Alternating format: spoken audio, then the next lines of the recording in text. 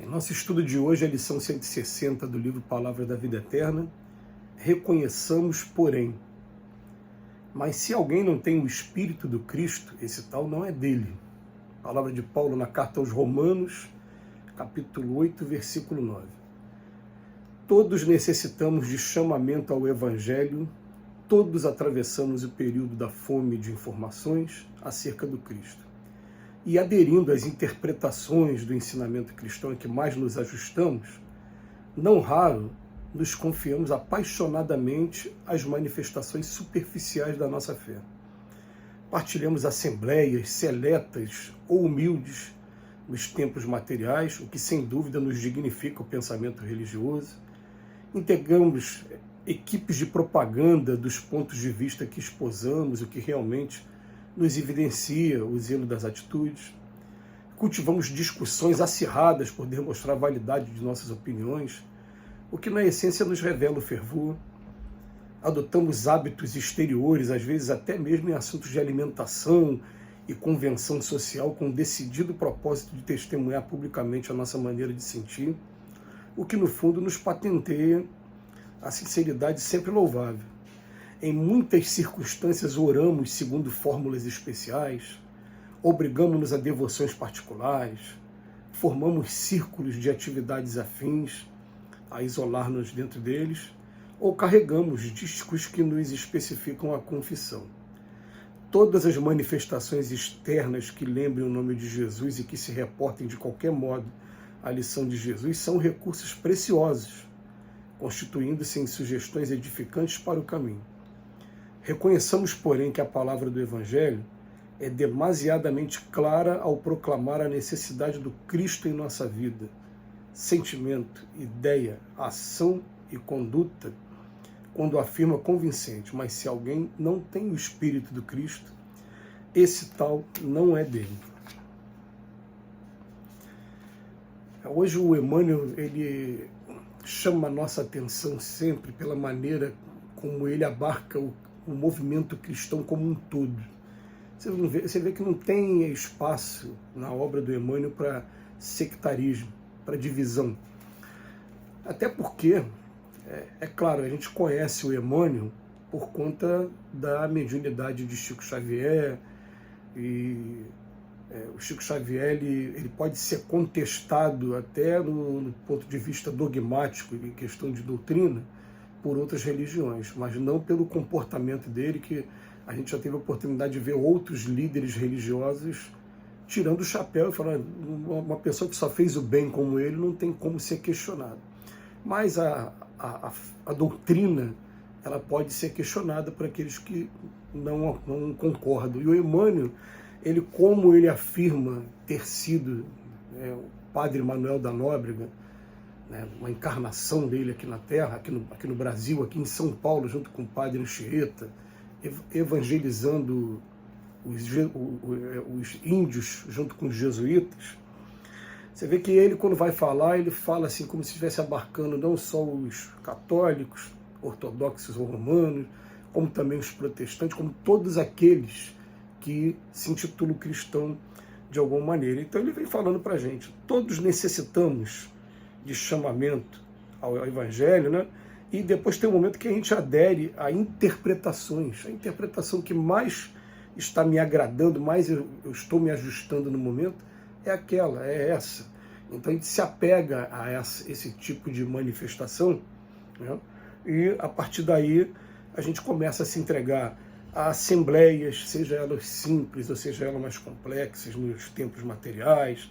A gente vai integrar equipes de propaganda como essa aqui, né? Porque esse vídeo é feito aqui nesse canal, mas é divulgado pelo canal, por exemplo, do Centro Espírita Caminho da Luz, né? Então ele é publicado aqui, publicado em outro lugar. Então, quer dizer, são maneiras da gente divulgar também. A gente cultiva discussões de opiniões e vai um aprendendo com o outro. A gente precisa muito aprender a entender uma coisa, né? Que quanto mais a gente tem essa divergência de opiniões, mais a gente tem a oportunidade de fazer comparações e aprender cada vez mais. Aí depois ele fala que adota até hábitos exteriores.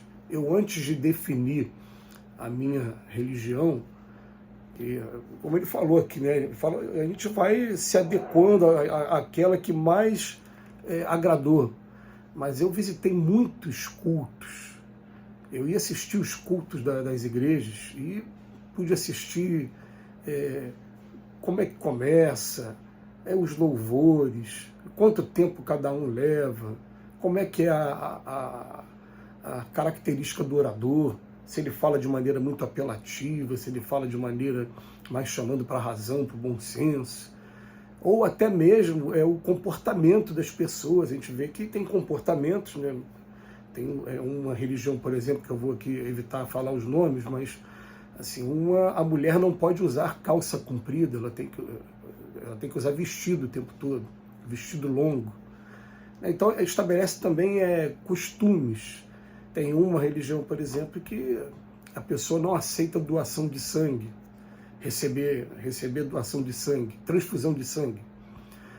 Tem outra religião que estabelece normas de alimentação, como ele fala. Então, adotamos hábitos exteriores, às vezes até mesmo em assuntos de alimentação, em convenção social, né? E isso tudo é muito válido, cada um dentro da sua experiência. Como a gente vive cada um dentro de um momento evolutivo diferente, não seria nem um pouquinho justo que a gente tivesse a mesma forma de interpretação para todo mundo ao mesmo tempo. Não seria. Entendeu? Porque a gente não pode tratar o aluno de primeiro ano da mesma maneira que trata o aluno de terceiro, de quinto ano. Não pode. Ou então, para não ficar com essa presunção de que o aluno de quinto ano está mais avançado do que o de primeiro, a gente vai falar, o aluno de primeiro ano de uma turma de administração tem um comportamento diferente do aluno de primeiro ano de uma turma de contabilidade. Fica melhor assim, para a gente não ter essa pretensão de achar que é superior a ninguém, porque não tem superioridade nenhuma. Aliás, com relação a meu caso aqui, lá no Espiritismo, vem lá no Livro dos Espíritos que é preciso professar o Espiritismo para ser salvo, está lá no Livro dos Espíritos. E a resposta que eles dão, se essa fosse a verdade, seria um absurdo, porque aqueles que não tiveram acesso à doutrina espírita estariam perdidos, ou aqueles que não simpatizaram estariam perdidos. E ele complementa, o que traz a salvação mesmo, na verdade, é a caridade. E para aqueles que duvidam, foi o próprio Jesus, lá na parábola do bom samaritano, que trouxe essa informação para a gente. Ele fala, o samaritano era o discriminado lá do povo judeu.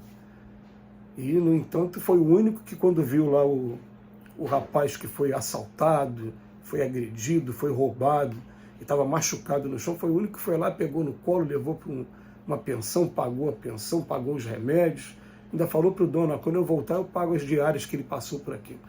Então ele fala, aquilo ali é o principal. Aí você vai encontrar também gente interpretando, não, eu acho que é a fé, que está baseada no Paulo de Tarso, principalmente lá na Carta aos Romanos, justificação pela fé.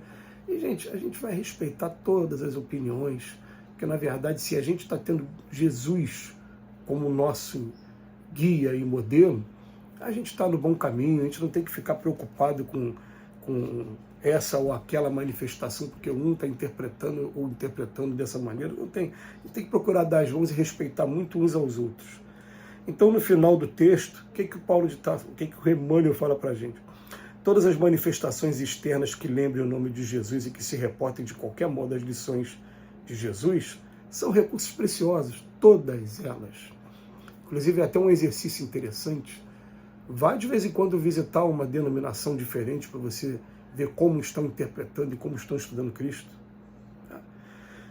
Aí, depois que ele fala isso, ele termina assim, reconheçamos, porém, que a palavra do Evangelho é demasiado clara ao proclamar que não é só você ficar no ambiente externo, é você trazer o Cristo para a sua vida através, mais uma vez, de sentimento, ideia, que é pensamento, ação e conduta.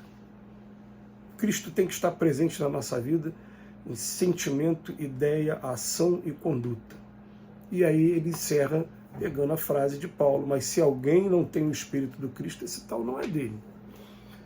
Então fica aí a reflexão mais uma vez, mas principalmente da gente procurar fazer um esforço máximo para se respeitar bastante uns aos outros, quanto à maneira, à escolha que teve. Que Jesus nos abençoe hoje e sempre.